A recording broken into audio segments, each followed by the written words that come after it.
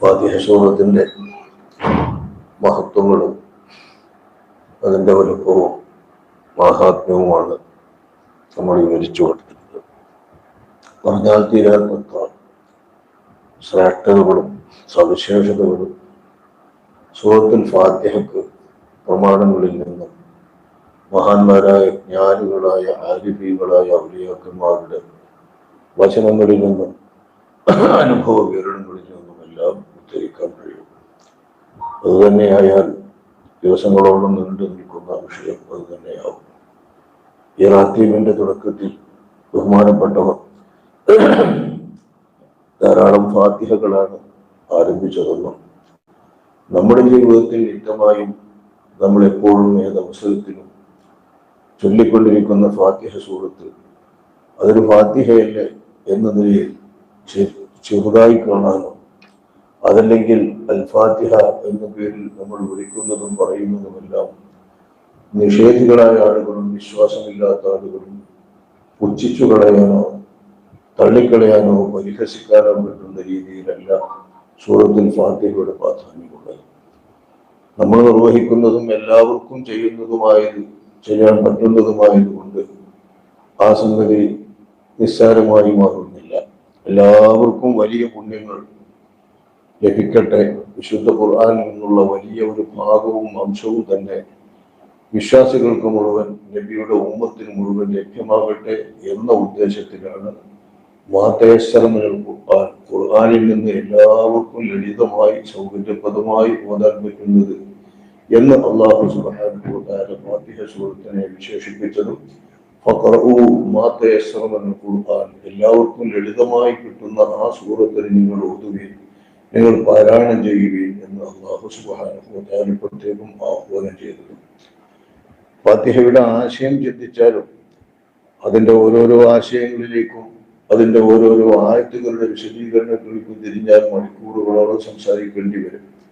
മൊത്തമായി ഖുർആനിന്റെ ആശയത്തെ നമ്മൾ ഉൾക്കൊണ്ടാൽ തന്നെ ആ വിശുദ്ധ ഖുർആനിലെ മഹത്തായ സൂറത്തിന്റെ പ്രാധാന്യവും ഖുർആനും തൗറാത്തും ഇഞ്ചീലും മുൻപിറങ്ങിയ വേദങ്ങളിലുള്ള വിവരങ്ങളുമെല്ലാം സംക്ഷിപ്തമായി ഉൾക്കൊള്ളിച്ചിരിക്കുന്ന വേദത്തിലെ ഏറ്റവും പ്രധാനപ്പെട്ട ഭാഗവും സൂറത്തുമാണെന്നുള്ള യാഥാർത്ഥ്യവും നമുക്ക് ബോധ്യപ്പെടും. നിരവധി റിപ്പോർട്ടുകളിൽ ബുഖാരി, മുസ്ലിം, അഹ്മദ്, തുർമുദി, അബൂദാവൂദ് തുടങ്ങിയ പ്രധാനപ്പെട്ട മുഹദ്ദിസുകളെല്ലാം റിപ്പോർട്ട് ചെയ്ത ഹദീസിൽ ഫാത്തിഹ സൂറത്തിനെ രണ്ടു തരമാക്കി, രണ്ടു ഭാഗമാക്കി അതിനെ പകുത്തുനക്കിയ വിഷയം വിവരിക്കുന്നുണ്ട്.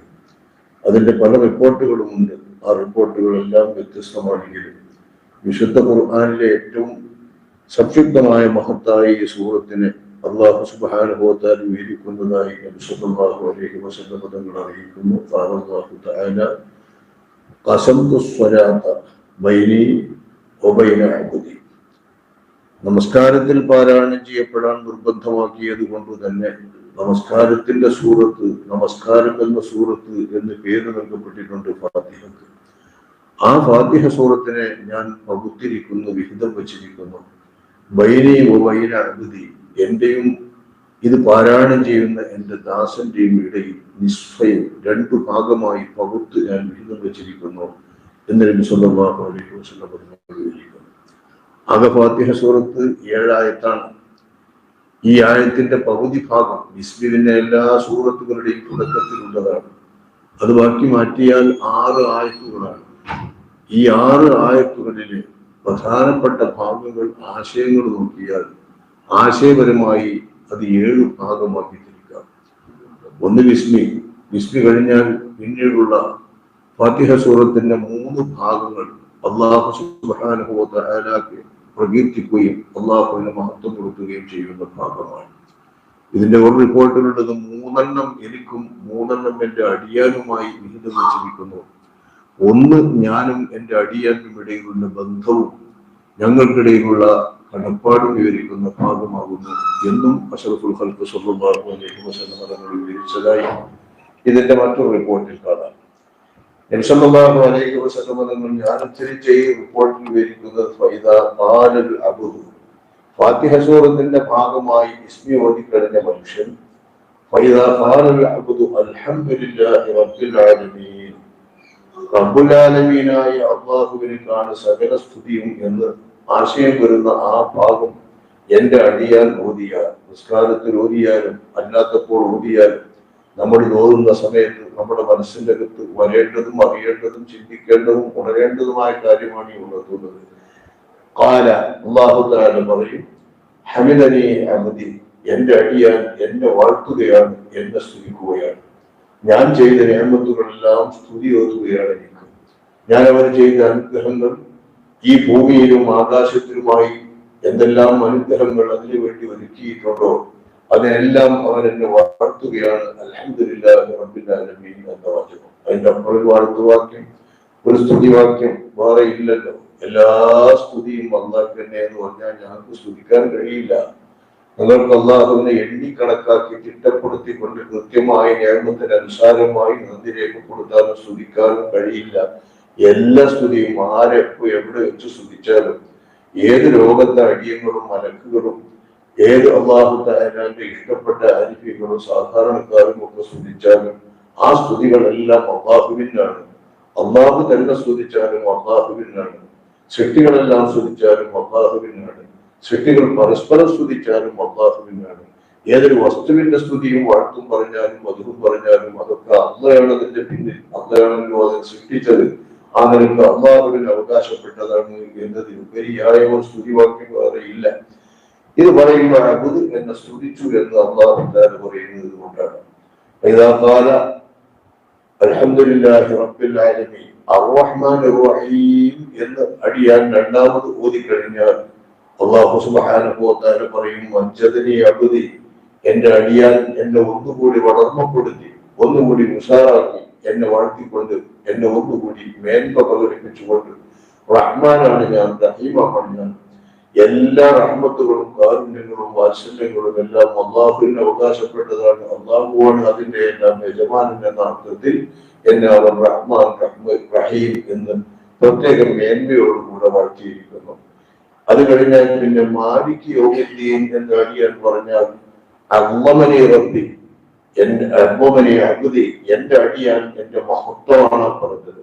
പരലോകത്തിന്റെയും പ്രതിഫല നാളിന്റെയും ശിക്ഷാനാളിന്റെയും എല്ലാം ഉടമക്കാരൻ അല്ലാഹുവാണ് എന്ന് പറയുമ്പോൾ ഈ ലോകം കഴിഞ്ഞ് ശാശ്വതമായി നിലനിൽക്കുന്നത് പരലോകമാണല്ലോ.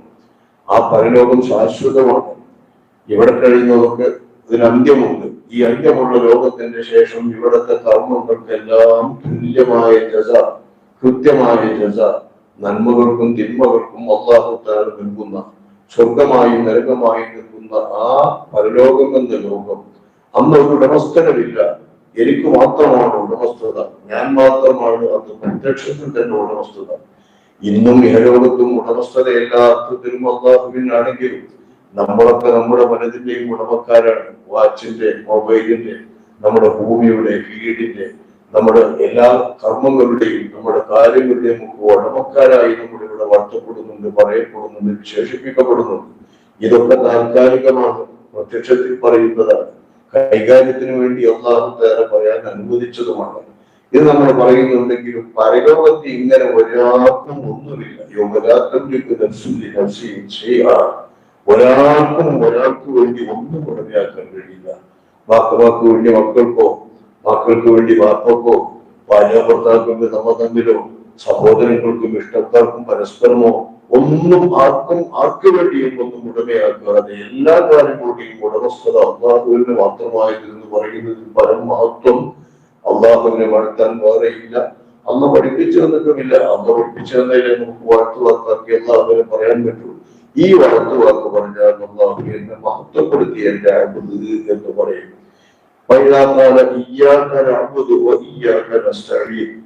നിനക്ക് മാത്രമാണ് ഞാൻ ഇബാദത്ത് ചെയ്യുന്നത്, നിന്റെ സഹായം മാത്രമാണ് ഞാൻ പ്രതീക്ഷിക്കുകയും വർദ്ധിക്കുകയും കൈപ്പറ്റുകയും ചെയ്യുന്നതും എന്ന് അടിയാൻ പറഞ്ഞാൽ അള്ളാഹു പറയും, ഇത് ഞാനും എന്റെ അടിയാനും തമ്മിലുള്ള ബന്ധമാണ്. എനിക്ക് ഇബാദത്തിൽ അവൻ ചെയ്യുന്നു, ഞാൻ അതിന് അർഹപ്പെട്ടവനാണ്. ഞാൻ എന്റെ മറുവനത്തുകൾ ഞാൻ അവൻ കൈമാറുന്നു. അത് അവൻ ചോദിക്കുമ്പോഴും അവൻ അർത്ഥിക്കുമ്പോഴും മനസ്സിൽ പ്രാർത്ഥിക്കുമ്പോഴും ഞാൻ അവന് വേണ്ടി കൈകാര്യം ചെയ്ത് ഗോശാലമായി നൽകുന്നു.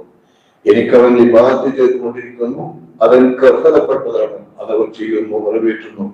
ഇതിന് പകരമായും അല്ലാതെയും അള്ളാഹുവിന്റെ മഅൂനത്തുകൾ അവൻ പ്രാർത്ഥിച്ചാലും നിസ്കരിച്ചാലും ഇല്ലെങ്കിലൊക്കെ അള്ളാഹു നൽകുന്നു. പറയുന്ന ആള് പറഞ്ഞാൽ ഉറപ്പിച്ചും അള്ളാഹുവിന്റെ മഅൂനത്തുകളെല്ലാം അള്ളാഹുവിൽ നിന്നാണ് അവർ വാഴ്ത്തുമ്പോൾ ഞാനും എന്റെ അടിമയും തമ്മിലുള്ള ബന്ധമാണ് ഞാൻ പറഞ്ഞത്. ഒരു അവധി മാസം ഈ ബന്ധത്തിന്റെ അടിസ്ഥാനത്തിൽ ഇനി എന്തവൻ ചോദിച്ചാലും ആ ചോദിക്കുന്നതെല്ലാം അവൻ അവകാശപ്പെട്ടതായി ഞാൻ നൽകും, സമ്മാനിക്കുമെന്ന് അള്ളാഹു പറയുമെന്ന് അഷ്റഫുൽ ഖൽഖ് സ്വല്ലല്ലാഹു അലൈഹി വസല്ലം തങ്ങൾ പറയുന്നു. ഇനി വെള്ളം കഴിഞ്ഞ് നമ്മൾ ചോദിക്കാനാണ് ഒറ്റ ചോദ്യം. ഇഹ്ദിന സിറാത്തൽ മുസ്തഖീം സിറാത്തൽ ലദീന അൻഅംത അലൈഹിം ഗൈറിൽ മഗ്ദൂബി അലൈഹിം വലദ്ദാല്ലീൻ. ആമീൻ. മൂന്ന് കാര്യങ്ങളാണ് ഇതിൽ ചോദിക്കുന്നത്. നമ്മൾ ജീവിക്കുന്ന മാർഗങ്ങളും ജീവിതത്തിന്റെ ചൊല്ലുകളും ജീവിതത്തിന്റെ പ്രവൃത്തികളും ജീവിതത്തിൽ നമ്മൾ അനുവർത്തിക്കുന്നത് മുഴുവൻ സിറാത്തുൽ മുസ്തഖീമിലാവണം, ശരിയായ വഴിയിലും ശരിയായ നേരിലുമാവണം. വ്യാജമാകരുത്, തെറ്റാവരുത്, വഴിതെറ്റിപ്പോകരുത്, കൃത്യമായ അളവിൽ അള്ളാഹുവിന്റെ സിറാത്തിലാകണം. ഇതാണ് ഇഹ്ദിന സിറാത്തൽ മുസ്തഖീം എന്നതിന്റെ വാക്യം. ഈ ശരിയായ മാർഗത്തിലാവുന്നത്, അതായത് സിറാത്തൽ ലദീന അൻഅംത അലൈഹിം, മുന്നോട്ടുകളായി നമുക്ക് മുമ്പേ ലഭിച്ച അമ്പിയാക്കന്മാർ, സ്വാലിഹീങ്ങൾ, ശുഹദാക്കൾ, സിദ്ദീഖുകൾ തുടങ്ങിയ വലിയ അളവിൽ അള്ളാഹു വലിയ നിഅമത്തുകൾ ചെയ്ത ഉഖ്റവിയായ നിഅമത്ത് ചെയ്ത മഹാന്മാരുടെ വഴി, അവർ ജീവിച്ച വഴി, അവരെ പോലെ ജീവിക്കാൻ ഞങ്ങൾ അനുഗ്രഹിക്കണം. വിശ്വാസത്തെറ്റ് വന്നവരും കർമ്മത്തെറ്റ് വരുന്നവരും തമ്മാടികളായിട്ടുള്ളവരും നിർമ്മലരും പരിഷ്കരണവാദികളുമായിട്ടുള്ള വിദഅത്തുകളുമായിട്ടുള്ള ആളുകളുടെ ഒന്നും മാർഗത്തിലല്ല എന്ന് പറയുന്ന ഈ മൂന്ന് കാര്യങ്ങളും അതിന്റെ അഴുതിനിക്ക് അവകാശപ്പെട്ടതായി ഞാൻ അവന് നൽകും, അവനോട് ചോദിച്ചതിന് ഞാൻ ഉത്തരം നൽകും എന്ന് അള്ളാഹു പറയുന്നു എന്ന് പറഞ്ഞ ആ മൂന്ന് കാര്യങ്ങളാണ് നമ്മുടെ കാര്യങ്ങൾ. സിറാത്തുൽ മുസ്തഖീം, ഗൈറിൽ മഗ്ദൂബി അലൈഹിമിന്റെ മാർഗമല്ലാത്ത സിറാത്തുൽ മുസ്തഖീം, മുഅല്ലിങ്ങളുടെ മാർഗമല്ലാത്ത സിറാത്തുൽ മുസ്തഖീം. ഇതിന് പല തഫ്സീറുകളും വ്യാഖ്യാനങ്ങളും വിശദീകരണങ്ങളും ഉണ്ട്. ഏതായാലും അടിസ്ഥാനപരമായി ഈ 6 കാര്യങ്ങളാണ് ഫാത്തിഹ സൂറത്തിന്റെ ഉള്ളടക്കം. അതിനിടയിലായി അള്ളാഹു നമ്മൾ തമ്മിലുള്ള ബന്ധം, നമ്മൾ അടിയുന്നതാണ്, അവൻ ഉടമക്കാരനാണ്, ആ ഉടമക്കാരന് സർവ്വതാ ഇബാദത്ത് ചെയ്യുന്നു നമ്മൾ, അവൻ അതിന് അർഹമായിരിക്കുന്നു നമ്മൾ, അവൻ പകരം മഅൂനത്തുകൾ നമുക്ക് നൽകിക്കൊണ്ടിരിക്കുന്നു, അത് അള്ളാഹുവിന്റെ ഓശാരമായി നമുക്ക് കിട്ടിക്കൊണ്ടിരിക്കുന്നതാണെന്ന ബന്ധവും ഈ ഫാത്തിഹ സൂറത്തിൽ പറയുന്നത്. അല്ലാഹു സുബ്ഹാനഹു വ തആല ഉണർത്തുന്നതിന്റെ റിപ്പോർട്ടുകൾ പല വഴികളിൽ, പല പദങ്ങളിലായി, പല രീതിയിലായി ഹദീസ് ശരീഫിൽ മനസ്സിലാക്കപ്പെട്ടിട്ടുണ്ട്. ഇങ്ങനെയുള്ള ആശയങ്ങൾ പരിഗണിക്കുമ്പോൾ വിശുദ്ധ ഖുർആനിന്റെ അകത്ത് നേരായ മാർഗം എന്ന് പറഞ്ഞാൽ ആ മാർഗമല്ലേ ആകെ ഖുർആൻ പറയുന്നത്.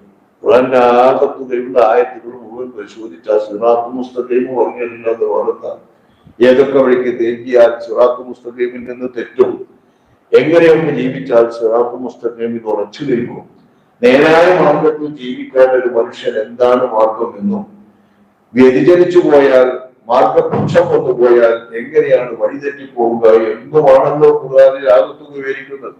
ആ ആകത്തുകയുടെ വിവരണം ഖുർആനിൽ പറഞ്ഞത് മുഴുവൻ ഞങ്ങൾക്ക് നൽകി ഞങ്ങളെ അനുഗ്രഹിക്കണമേ എന്ന് അല്ലാഹു സുബ്ഹാനഹു വ തആലയുടെ മുമ്പിൽ പ്രത്യേകമായി പ്രാർത്ഥിക്കുന്ന ഫാത്തിഹ സൂറത്ത് എന്നതിന് ഒരുപാട് ഫളായിലുകൾ, ഇതിന് കിട്ടുന്ന അതിന്റെ എണ്ണത്തിന്റെ, അതിന്റെ അക്ഷരത്തിന്റെ എണ്ണത്തിന്റെ, അതിന്റെ വാക്യത്തിന്റെ എണ്ണത്തിന്റെ അടിസ്ഥാനത്തിൽ കിട്ടുന്ന പുണ്യങ്ങൾ, അതുകൊണ്ട് ഭൗതികമായി കിട്ടുന്ന നേട്ടങ്ങൾ, ഇത്തരം നേട്ടങ്ങൾ വിവരിക്കുന്ന ഹവാസുകളും ഫളായിലുകളും വിവരിക്കുന്ന ധാരാളം നബിവചനങ്ങളും മഹാത്മാക്കളുടെ ഉദ്ധരങ്ങളുമുണ്ട്. കൃത്യമായി ഒരു ദിവസത്തിൽ എത്ര തവണ ഇത് ഓതുക, ഞായറാഴ്ച എത്ര തവണ, ശനിയാഴ്ച എത്ര തവണ, വെള്ളിയാഴ്ച എത്ര തവണ, വ്യാഴാഴ്ച എത്ര തവണ, ആഴ്ചയിലെ ഓരോ ദിവസവും ഇത്ര തവണ ഇത് ചൊല്ലിയാൽ ഇങ്ങനെ. അൽഹംദു എന്നതിലുള്ളത് 5 അക്ഷരങ്ങളാണ്, ലില്ലാഹി എന്നതിലുള്ളത് 3 അക്ഷരങ്ങളാണ്. ഈ 5ഉം 3ഉം കൂട്ടിയെ കിട്ടിയാലുള്ള സ്വർഗത്തിന്റെ 8 കവാടങ്ങൾ നമുക്ക് ലഭിക്കുന്നതിന് വേണ്ടി അല്ലാഹു ഒരുക്കി വെച്ചിട്ടുള്ളത്. ശേഷം വരുന്ന ആയത്തുകളുടെ എണ്ണത്തിനനുസരിച്ചുകൊണ്ട് ആ എണ്ണക്രമത്തിനനുസരിച്ച് എല്ലാം കിട്ടാവുന്ന നേട്ടങ്ങൾ, അതിന്റെ ഒക്കെ രഹസ്യങ്ങൾ, ഇതൊക്കെ വിവരിക്കുന്ന ധാരാളം വചനങ്ങളും ധാരാളം സംഗതികളുമുണ്ട്. ഇതിനെപ്പറ്റി വിവരിക്കുന്ന ഖവാസുൽ ഫാത്തിഹ എന്ന പേരിൽ വിവരിക്കുന്ന അനവധി ഗ്രന്ഥങ്ങൾ പല മഹാന്മാരും ഉദ്ധരിച്ചിട്ടുമുണ്ട്, പല മഹാന്മാരും രചിച്ചിട്ടുമുണ്ട്. ഇതൊക്കെ നമ്മൾ മനസ്സിലാക്കിയാൽ ഈ ഫാത്തിഹ സൂറത്ത് എന്ന വളരെ ചെറുതായി നമ്മൾ ഓതിക്കൊണ്ടിരിക്കുന്ന എല്ലാവർക്കും ലഭ്യമാകുന്ന വിശ്വാസികൾ ഒരാൾക്കും കിട്ടാതെ പോകാത്ത എല്ലാവർക്കും കിട്ടുന്ന ആ മഹത്തായ സൂറത്തിന്റെ പ്രാധാന്യം ബോധ്യപ്പെടും. ഇതുകൊണ്ട് തന്നെയാണ് നമ്മളിൽ നിന്ന് മരണപ്പെട്ടവർക്ക് വേണ്ടിയായാലും ഇനി ഏതെങ്കിലും ഭൗതിക കാര്യത്തിന് വേണ്ടി എന്തെങ്കിലും പ്രാർത്ഥനകളോ എന്തെങ്കിലും ദിക്റുകളോ വിരുന്നുകളോ ഒക്കെ നടത്തുകയാണെങ്കിലും ഫാത്തിഹ സൂറത്തിൽ അധിഷ്ഠിതമായി ഇതൊക്കെ വരുന്നത്. അസുഖങ്ങൾ ഭേദപ്പെടുത്താൻ വേണ്ടി മന്ത്രിക്കുമ്പോൾ ഫാത്തിഹ സൂറത്തിന്റെ പ്രത്യേകമായി എണ്ണപ്രകാരം അത് ചൊല്ലിക്കൊണ്ട് മന്ത്രിക്കുക. ഇനി ഒരൊറ്റ ഫാത്തിഹ സൂറത്ത് ഓതി മന്ത്രിക്കുക. ഇങ്ങനെയുള്ള എത്രയോ മന്ത്രങ്ങൾ നബി സല്ലല്ലാഹു അലൈഹി വസല്ലം നിങ്ങളുടെ കാലത്ത് തന്നെ അബൂ സഈദ് അൽ-ഖുദരി റളിയല്ലാഹു അൻഹു തങ്ങളുടെ നേതൃത്വത്തിൽ പോയ ഒരു സംഘം ഒരു ഗോത്രത്തിൽ അകപ്പെട്ടതും ആ ഗോത്രക്കാർ പ്രത്യേകമായി ബഹുമാനപ്പെട്ട നബി സല്ലല്ലാഹു അലൈഹി വസല്ലം തങ്ങളുടെ സ്വഹാബത്തിനെ സമീപിക്കേണ്ട ഒരു അവസ്ഥ വന്നതുമായ ചരിത്രം സഹീഹുൽ ബുഖാരിയും മറ്റുമൊക്കെ നിവേദനം ചെയ്യുന്നുണ്ട്. ആ ഗോത്രക്കാർ വേണ്ട വിധം പരിഗണിക്കാത്ത ഈ കൂട്ടരെ അവസാനം ആ ഗോത്രത്തിലെ ഒരാൾക്ക് അവരുടെ നായകന് ഭ്രാന്ത് വന്നപ്പോ ആ ഭ്രാന്തിന് വേണ്ടി നിങ്ങളുടെ അടുക്കൽ വല്ല മന്ത്രവും ഉണ്ടോ വല്ല ചികിത്സയും ഉണ്ടോ എന്ന് ചോദിക്കുമ്പോ സംഘത്തിന്റെ നേതാവ് അബൂ സഈദ് അൽ-ഖുദരി റളിയല്ലാഹു അൻഹു തങ്ങൾ ആവാം ഉണ്ട് എന്ന് പറഞ്ഞുകൊണ്ട് പ്രത്യേകമായി ആ സംഘത്തിന്റെ മുമ്പിൽ മന്ത്രം ഉച്ചരിക്കുകയും മന്ത്രിച്ചുകൊണ്ട് ഈ രോഗിയുടെ ഭ്രാന്ത് ഭേദപ്പെടുത്തുകയും ചെയ്യാം. ആ ഭ്രാന്ത് ഭേദപ്പെടുത്തിയതിന് പകരമായി സമ്മാനം നൽകി എന്നും റിപ്പോർട്ടുണ്ട്. അല്ല, അബൂ സഈദ് അൽ-ഖുദരി തങ്ങൾ അവർ സൽക്കരിക്കാത്ത, മാനിക്കാത്ത, വേണ്ട പോലെ പെരുമാറാത്ത ആ നാട്ടുകാരോടും ആ ഗോത്രക്കാരോടും പ്രത്യേകം പ്രതിഫലം പറഞ്ഞുകൊണ്ട് ആടിൻപറ്റത്തെ വാങ്ങി എന്നുമൊക്കെ പ്രത്യേകം ഹദീസുകളുണ്ട്. ഇത് വാങ്ങി ഇതുമായി ബന്ധപ്പെട്ട് ഇതുമായി അവർ തിരിച്ചു വരുമ്പോൾ റസൂലുള്ളാഹി സ്വല്ലല്ലാഹു അലൈഹി വസല്ലം തങ്ങളുടെ മുൻപിലെത്തിയിട്ട് ആകാം നമുക്ക് ഇതിനെ സ്വന്തമാക്കാൻ, ഈ ഫാത്തിഹ സൂറത്ത് ഓതി മന്ത്രിച്ചതിന്റെ പേരിൽ ഇത് വാങ്ങാൻ പറ്റുമോ പറ്റില്ല എന്ന് അറിയാമല്ലോ എന്ന് ചിലരൊക്കെ അഭിപ്രായപ്പെടുകയും നബിയുടെ മുമ്പിലെത്തുകയും നബി സ്വല്ലല്ലാഹു അലൈഹി വസല്ലം തങ്ങൾ ഇത് വിവരിക്കുമ്പോൾ ഇതൊരു മന്ത്രമാണ്, ഇത് മന്ത്രിക്കാൻ പറ്റുമെന്ന് എനിക്ക് എങ്ങനെ പേര് കിട്ടി എന്ന് അബൂ സഈദ് അൽ-ഖുദരിയോട് പ്രത്യേകം ചോദിച്ചത്. ആ മന്ത്രിച്ചതിന്റെ അടിസ്ഥാനത്തിൽ നിങ്ങൾക്ക് കിട്ടിയ ആരെയും പറ്റെന്ന് എനിക്കും വരണം ഒരു വിഹിതം എന്ന് അല്ലാഹുവിന്റെ റസൂൽ പ്രത്യേകം പറഞ്ഞ് സ്വഹാബിയോട് എനിക്കും അതിൽ നിന്നൊരു വിഹിതം കിട്ടും കൊടുത്തു എന്നും സ്വഹീഹ് ബുഖാരിയും സ്വഹീഹ് മുസ്ലിമും ഒക്കെ നിവേദനം ചെയ്ത ഹദീസിൽ കാണാം. ഒറ്റ വാക്യം ഒത്തിട്ട് പറഞ്ഞു മാറ്റിയായിരിക്കും നമ്മളൊന്നും ചെയ്യാൻ സാധ്യവുമില്ല. അതിന് പറ്റുന്ന ആൾക്കാരങ്ങ് നോക്കിയാൽ ഫാത്തിഹ സൂറത്തേനും മതിയായതാണെന്ന് അതിന്റെ അർത്ഥം. എന്നാൽ പ്രത്യേക എണ്ണങ്ങൾ പറഞ്ഞുകൊണ്ടും പ്രത്യേകം അതിന്റെ സംഖ്യകൾ നോക്കിക്കൊണ്ടും അതിന് ഇത്ര വട്ടം ഓതുക, ദിവസേന ഓതുക എന്നാൽ കിട്ടുന്ന നേട്ടങ്ങൾ ഇത്ര, കൊല്ലത്തിൽ ഇത്ര കിട്ടുന്നു, എല്ലാ പ്രാവശ്യം ഓതുക അതുകൊണ്ട് കിട്ടുന്ന നേട്ടം എത്ര, രാപ്പകലുകൾ എത്ര വട്ടം ഓതുക അതുകൊണ്ട് കിട്ടുന്ന നേട്ടം എത്ര. ഇങ്ങനെ ഫാത്തിഹ സൂറത്തുമായി ബന്ധപ്പെട്ട് ഭൗതികമായ നമ്മുടെ ആവശ്യങ്ങൾ, വീട് സംബന്ധമായ ആവശ്യങ്ങൾ, ഭക്ഷണ സംബന്ധമായ ആവശ്യങ്ങൾ, വിഭവ സംബന്ധമായ ആവശ്യങ്ങൾ, കേവലം ജീവിതത്തിന്റെ പ്രയാസം നീങ്ങേണ്ട ആവശ്യങ്ങൾ, രോഗാദികൾ കൊണ്ടുണ്ടാകുന്ന മനസ്താപവും നീങ്ങേണ്ട ആവശ്യങ്ങൾക്ക് ചൊല്ലേണ്ട ക്രമങ്ങളെല്ലാം വിവരിക്കുന്ന ധാരാളം ഗ്രന്ഥങ്ങളും വിശദീകരണങ്ങളും വിവരണങ്ങളും നമ്മുടെ അറിവൊക്കെ വിവരിച്ചിട്ടുള്ള ഈ ഫാത്തിഹ സൂറത്ത് അത്ര പ്രാധാന്യമുള്ളത് കൊണ്ടാണ് മരണപ്പെട്ടവർക്ക് ഹദിയ ചെയ്യാൻ വളരെ പ്രധാനപ്പെട്ടതായി നമ്മൾ ഫാത്തിഹ തിരഞ്ഞെടുക്കുന്നത്. ഏതെങ്കിലും ഒരു ഖബറിന്റെ അരികിലൂടെ നടക്കുക, ഒരു ഫാത്തിഹ അവർക്ക് വേണ്ടി ഊതിയ ഖബറാണികൾ മുഴുവൻ ശിക്ഷയിൽ നിന്ന് രക്ഷപ്പെടുകയും അപ്പോൾ ഖബറിന്റെ അകത്തൊരു വെളിച്ചം കിട്ടുകയും അതിൻ്റെതായ ഒരു മാർഗത്തവർക്ക് ലഭിക്കുകയും ചെയ്യുന്ന റിപ്പോർട്ടുകൾ ധാരാളമുണ്ട്.